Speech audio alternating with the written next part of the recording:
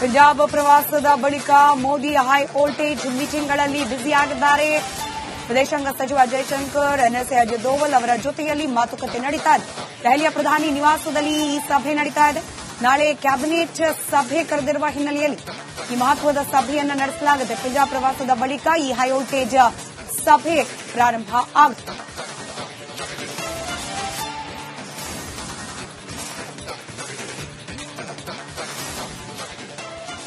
ನಮ್ಮ ಜೊತೆಯಲ್ಲಿ kernel AJ Bhandari ಅವರಿದ್ದಾರೆ. ಸರ್ ನಮಸ್ಕಾರ. ಕ್ಷಮೆ ಇರಲಿ, ಒಂದು 5 ನಿಮಿಷ ನಿಮ್ಮನ್ನ ಕಾಯಿಸುವುದು ಅನಿವಾರ್ಯ ಆಗಿತ್ತು. ಈಗ ಆಗಿರೋದು ಗೆಲುವು ಭಾರತದ ಪಾಕಿಸ್ತಾನದ ಅಂತ ಹೇಳಿ ಸಾಮಾಜಿಕ ಜಾಲತಾಣದಲ್ಲಿ ಚರ್ಚೆ ಆಗ್ತಾ ಇದೆ. ಇನ್ನೇನು ಪಾಕಿಸ್ತಾನದ ಮೇಲೆ ಗೆಲುವನ್ನ ಅಥವಾ ಹಿಡಿತವನ್ನ ಸಾಧಿಸ್ತೀವಿ ಅನ್ನೋ ಹಂತದಲ್ಲಿ ಕದನ ವಿರಾಮ ಘೋಷಣೆ ಅನಿವಾರ್ಯ ಇತ್ತ ಅನ್ನೋ ಪ್ರಶ್ನೆಗಳು ತಾವೇನ್ ಹೇಳ್ತೀರಿ? ನೋಡಿ, ಹಿಂದೂ ಸ್ವತಂತ್ರ ನಮ್ದು ಗೊತ್ತಿಲ್ಲಾಯ್ತು. ನಮ್ಮ ಕರ್ತವ್ಯ ಏನು ಅದನ್ನು ನಾವು ಹೆಚ್ಚು ಮಾಡಿದ್ವಿ ಅಂತೇಳಿ ಅದು. ಪಾಕಿಸ್ತಾನಕ್ಕೆ ಅದು ಬುದ್ಧಿ ಬರ್ಲಿಲ್ಲ. ಅವರು ನಮ್ಗೆ ಡ್ರೋನ್ ಅಟ್ಯಾಕ್ ಮಾಡಿದ್ರು. ಡ್ರೋನ್ ಅಟ್ಯಾಕ್ ಮಾಡಿ ನಮ್ಮನ್ನು ಪುನಃ ಇದಕ್ಕೆ ಯುದ್ಧಕ್ಕಂತೇಳಿ ಹೇಳ್ಬೋದು, ಅದನ್ನು ನಮ್ಮನ್ನು ಫೋರ್ಸ್ ಮಾಡ್ತು. 8ಗೆ ನಾವು ಅವರ ಕಂಪ್ಲೀಟ್ ಏರ್ ಡಿಫೆನ್ಸ್ ಎಲ್ಲ ನಲ್ಲಿಫೈ ಮಾಡಿದೆವು. ಅದರಲ್ಲಿ ಚೈನೀಸ್ ಇತ್ತು, ಎಲ್ಲ ನಮಗೆ ಫ್ರೀ ಗೋ ಇತ್ತು. ಆದ್ರೂ ನಾವು ಬಂದ ಮೇಲೆ ಪುನಃ ಅವರಿಗೆ ಪಾಕಿಸ್ತಾನಕ್ಕೆ ವಾರ್ನಿಂಗ್ ಕೊಟ್ಟೆವು. ನೋಡಿದು ಅವರು ಈಗ ನಿಮ್ಗೆ ರಿಯಲೈಸ್ ಆಗಬೇಕು ನಮ್ಮ ಸ್ಟ್ರೆಂತ್. ಅವರಿಗೆ ಇನ್ನೂ ಅರ್ಥ ಆಗಲಿಲ್ಲ, ಹೊಡಿಲಿಕ್ಕೆ ಶುರು ಮಾಡಿದ್ರು. ಮತ್ತೆ ಮೊನ್ನೆ ಇದು ಪೀಸ್ ಇದು ಡಿಕ್ಲೇರ್ ಮಾಡಿದ್ರು. ನಾಡಿದ್ದು ಆಗಬೇಕಾದ್ರೆ ಪುನಃ ಶುರು ಮಾಡಿದ್ರು ಡ್ರೋನ್ ಅಟ್ಯಾಕ್. ಅದಕ್ಕೆ ವೇರಿಯಸ್ ರೀಸನ್ ಉಂಟು. ಅವರು ಕೆಲವರು ಹೇಳ್ತಾರೆ ಅದು ಅವರಿಗೆ ಮೆಸೇಜ್ ಎಲ್ರಿಗೆ ಕಳಿಸುವಾಗ ಆಗ್ಲಿಲ್ಲ.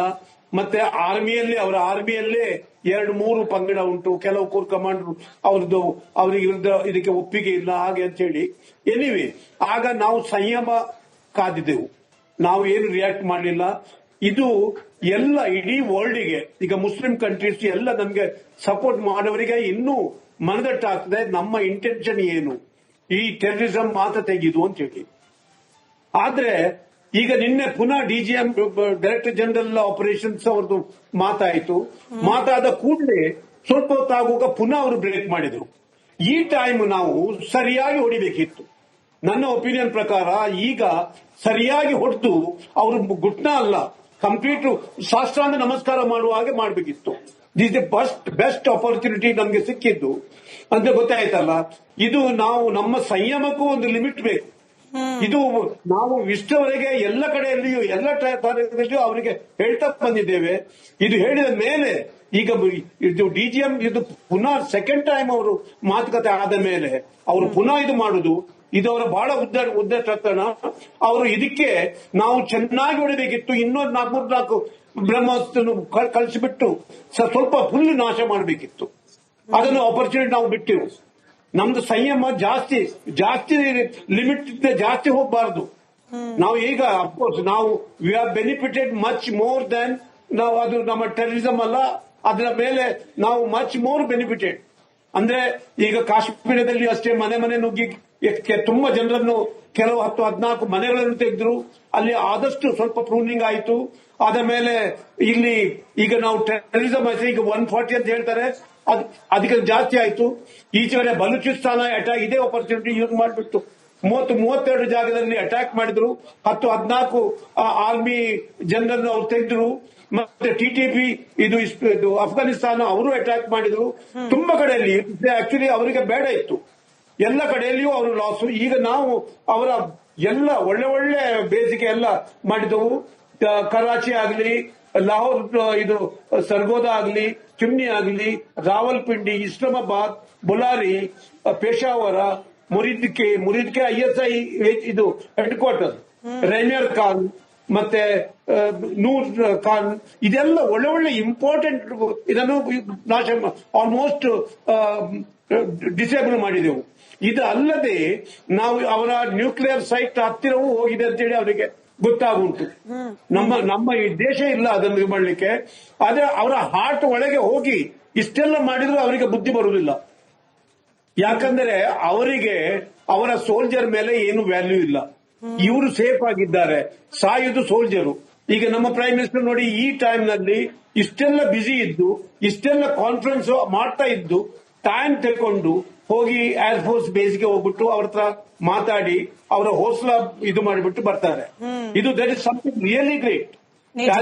ಸಂಬಡಿ ಸೆಡ್, ನಮ್ಮ ಪ್ರೈಮ್ ಮಿನಿಸ್ಟರ್ ಯಾವಾಗಲೂ ಆರ್ಮಿ ಅವರ ಹತ್ರ ಹೋಗ್ಬಿಟ್ಟು ಮಾತಾಡುವ ಇದು ಸ್ಟೇಜ್ಗೆ ಬಂದಿಲ್ಲ ಅವರು. ಆದ್ರೆ ಇದು ಇಷ್ಟೆಲ್ಲ ಬಿಸಿ ಶೆಡ್ಯೂಲ್, ಇಷ್ಟೆಲ್ಲ ಸೀರಿಯಸ್ ಡಿಸ್ಕಷನ್ ಆಗ್ತದೆ, ಇದರಲ್ಲಿ ನೀವು ಟೈಮ್ ತಕೊಂಡು ಮೋದಿ ಹೋಗುದು, ಅಲ್ಲಿ ಮಾತಾಡುದು, ಇದು ಫೋಟೋ ಶೂಟ್ಗೆ ಅಲ್ಲ. ಆದ್ರೆ ನಿಜವಾಗಿ ಪಂಜಾಬ್ ಪ್ರವಾಸದ ಬಳಿಕ ಮೋದಿ ಹೈ ವೋಲ್ಟೇಜ್ ಮೀಟಿಂಗ್ಗಳಲ್ಲಿ ಬ್ಯುಸಿಯಾಗಿದ್ದಾರೆ. ವಿದೇಶಾಂಗ ಸಚಿವ ಜೈಶಂಕರ್, ಎನ್ಎಸ್ಎ ಅಜಿತ್ ದೋವಲ್ ಅವರ ಜೊತೆಯಲ್ಲಿ ಮಾತುಕತೆ ನಡೀತಾ ಇದೆ. ದೆಹಲಿಯ ಪ್ರಧಾನಿ ನಿವಾಸದಲ್ಲಿ ಈ ಸಭೆ ನಡೀತಾ ಇದೆ. ನಾಳೆ ಕ್ಯಾಬಿನೆಟ್ ಸಭೆ ಕರೆದಿರುವ ಹಿನ್ನೆಲೆಯಲ್ಲಿ ಈ ಮಹತ್ವದ ಸಭೆಯನ್ನು ನಡೆಸಲಾಗುತ್ತೆ. ಪಂಜಾಬ್ ಪ್ರವಾಸದ ಬಳಿಕ ಈ ಹೈ ವೋಲ್ಟೇಜ್ ಸಭೆ ಪ್ರಾರಂಭ ಆಗುತ್ತೆ.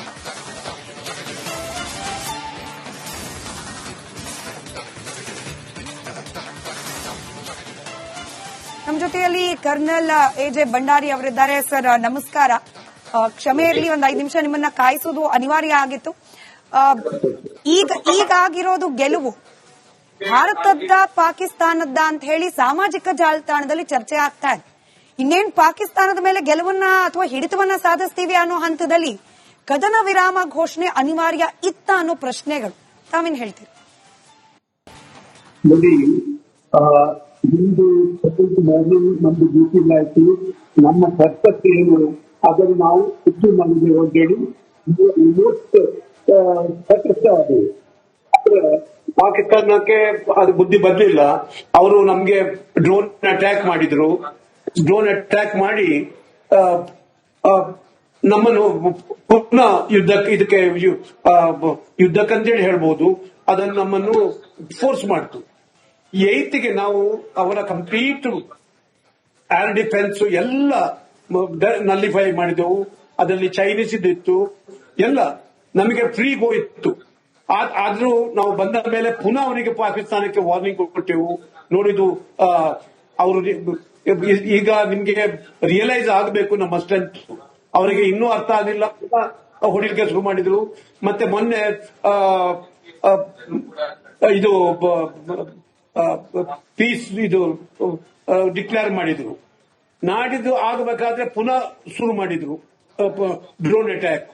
ಅದಕ್ಕೆ ವೇರಿಯಸ್ ರೀಸನ್ ಉಂಟು. ಅವರು ಕೆಲವರು ಹೇಳ್ತಾರೆ ಅದು ಅವರಿಗೆ ಮೆಸೇಜ್ ಎಲ್ಲರಿಗೆ ಕಳಿಸುವಾಗ ಆಗ್ಲಿಲ್ಲ.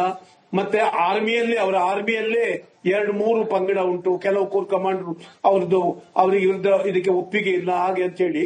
ಎನಿವೆ, ಆಗ ನಾವು ಸಂಯಮ ಕಾದಿದ್ದೆವು, ನಾವು ಏನು ರಿಯಾಕ್ಟ್ ಮಾಡಲಿಲ್ಲ.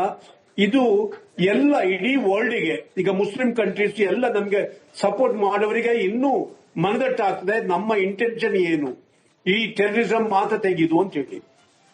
ಆದ್ರೆ ಈಗ ನಿನ್ನೆ ಪುನಃ ಡಿಜಿಎಂ ಡೈರೆಕ್ಟರ್ ಜನರಲ್ ಆಪರೇಷನ್ಸ್ ಅವ್ರದ್ದು ಮಾತಾಯಿತು. ಮಾತಾದ ಕೂಡಲೇ ಸ್ವಲ್ಪ ಹೊತ್ತಾಗುವಾಗ ಪುನಃ ಅವರು ಬ್ರೇಕ್ ಮಾಡಿದ್ರು. ಈ ಟೈಮ್ ನಾವು ಸರಿಯಾಗಿ ಹೊಡಿಬೇಕಿತ್ತು.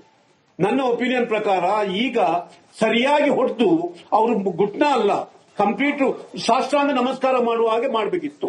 ದಿಸ್ ದಿ ಬೆಸ್ಟ್ ಆಪರ್ಚುನಿಟಿ ನಮ್ಗೆ ಸಿಕ್ಕಿದ್ದು ಅಂತ ಗೊತ್ತಾಯ್ತಲ್ಲ. ಇದು ನಾವು ನಮ್ಮ ಸಂಯಮಕ್ಕೂ ಒಂದು ಲಿಮಿಟ್ ಬೇಕು. ಇದು ನಾವು ಇಷ್ಟವರೆಗೆ ಎಲ್ಲ ಕಡೆಯಲ್ಲಿಯೂ ಎಲ್ಲ ಕಾರ್ಯದಲ್ಲಿಯೂ ಅವರಿಗೆ ಹೇಳ್ತಾ ಬಂದಿದ್ದೇವೆ. ಇದು ಹೇಳಿದ ಮೇಲೆ ಈಗ ಇದು ಡಿಜಿಎಂ ಇದು ಪುನಃ ಸೆಕೆಂಡ್ ಟೈಮ್ ಅವರು ಮಾತುಕತೆ ಆದ ಮೇಲೆ ಅವರು ಪುನಃ ಇದು ಮಾಡುದು, ಇದವರ ಬಹಳ ಉದ್ದಟತನ. ಅವರು ಇದಕ್ಕೆ ನಾವು ಚೆನ್ನಾಗಿ ಹೊಡಿಬೇಕಿತ್ತು. ಇನ್ನೊಂದು 4 ಬ್ರಹ್ಮಾಸ್ತ್ರ ಕಳಿಸಿಬಿಟ್ಟು ಸ್ವಲ್ಪ ಫುಲ್ ನಾಶ ಮಾಡಬೇಕಿತ್ತು. ಅದನ್ನು ಆಪರ್ಚುನಿಟಿ ನಾವು ಬಿಟ್ಟೆವು. ನಮ್ದು ಸಂಯಮ ಜಾಸ್ತಿ ಲಿಮಿಟ್ ಜಾಸ್ತಿ ಹೋಗಬಾರದು. ನಾವು ಈಗ ಅಫ್ಕೋರ್ಸ್ ನಾವು we are benefited much more than ನಾವು, ಅದು ನಮ್ಮ ಟೆರರಿಸಂ ಅಲ್ಲ, ಅದರ ಮೇಲೆ ನಾವು ಮಚ್ ಮೋರ್ ಬೆನಿಫಿಟೆಡ್. ಅಂದ್ರೆ ಈಗ ಕಾಶ್ಮೀರದಲ್ಲಿ ಅಷ್ಟೇ ಮನೆ ನುಗ್ಗಿ ತುಂಬಾ ಜನರನ್ನು, ಕೆಲವು 10-14 ಮನೆಗಳನ್ನು ತೆಗೆದ್ರು. ಅಲ್ಲಿ ಆದಷ್ಟು ಸ್ವಲ್ಪ ಪ್ರೂನಿಂಗ್ ಆಯಿತು. ಆದ ಮೇಲೆ ಇಲ್ಲಿ ಈಗ ನಾವು ಟೆರರಿಸಂ ಈಗ 140 ಅಂತ ಹೇಳ್ತಾರೆ, ಅದಕ್ಕೆ ಜಾಸ್ತಿ ಆಯ್ತು. ಈಚೆ ಕಡೆ ಬಲೂಚಿಸ್ತಾನ ಅಟ್ಯಾಕ್ ಇದೇ ಆಪರ್ಚುನಿಟಿ ಯೂಸ್ ಮಾಡಿಬಿಟ್ಟು 32 ಜಾಗದಲ್ಲಿ ಅಟ್ಯಾಕ್ ಮಾಡಿದ್ರು. 10-14 ಆರ್ಮಿ ಜನರನ್ನ ಅವ್ರು ತೆಗೆದ್ರು. ಮತ್ತೆ TTP ಇದು ಅಫ್ಘಾನಿಸ್ತಾನ ಅವರು ಅಟ್ಯಾಕ್ ಮಾಡಿದ್ರು. ತುಂಬಾ ಕಡೆಯಲ್ಲಿ ಆಕ್ಚುಲಿ ಅವರಿಗೆ ಬೇಡ ಇತ್ತು. ಎಲ್ಲ ಕಡೆಯಲ್ಲಿಯೂ ಅವರು ಲಾಸ್. ಈಗ ನಾವು ಅವರ ಎಲ್ಲ ಒಳ್ಳೆ ಬೇಸಿಗೆ ಎಲ್ಲ ಮಾಡಿದವು. ಕರಾಚಿ ಆಗಲಿ, ಲಾಹೋರ್ ಇದು ಸರ್ಗೋದಾ ಆಗಲಿ, ಚಿಮ್ನಿ ಆಗಲಿ, ರಾವಲ್ಪಿಂಡಿ, ಇಸ್ಲಾಮಾಬಾದ್, ಬುಲಾರಿ, ಪೇಶಾವರ, ಮುರಿದ್ಕೆ ISI ಇದು ಹೆಡ್ ಕ್ವಾರ್ಟರ್, ರೈನರ್ ಖಾನ್ ಮತ್ತೆ ನೂರ್ ಖಾನ್, ಇದೆಲ್ಲ ಒಳ್ಳೆ ಇಂಪಾರ್ಟೆಂಟ್. ಇದನ್ನು ನಾಶ ಆಲ್ಮೋಸ್ಟ್ ಡಿಸೇಬಲ್ ಮಾಡಿದೆವು. ಇದು ಅಲ್ಲದೆ ನಾವು ಅವರ ನ್ಯೂಕ್ಲಿಯರ್ ಸೈಟ್ ಹತ್ತಿರವೂ ಹೋಗಿದೆ ಅಂತೇಳಿ ಅವರಿಗೆ ಗೊತ್ತಾಗುಂಟು. ನಮ್ಮ ಈ ದೇಶ ಇಲ್ಲ ಅದನ್ನು ಮಾಡಲಿಕ್ಕೆ. ಆದ್ರೆ ಅವರ ಹಾರ್ಟ್ ಒಳಗೆ ಹೋಗಿ ಇಷ್ಟೆಲ್ಲ ಮಾಡಿದ್ರು ಅವರಿಗೆ ಬುದ್ಧಿ ಬರುವುದಿಲ್ಲ. ಯಾಕಂದ್ರೆ ಅವರಿಗೆ ಅವರ ಸೋಲ್ಜರ್ ಮೇಲೆ ಏನು ವ್ಯಾಲ್ಯೂ ಇಲ್ಲ.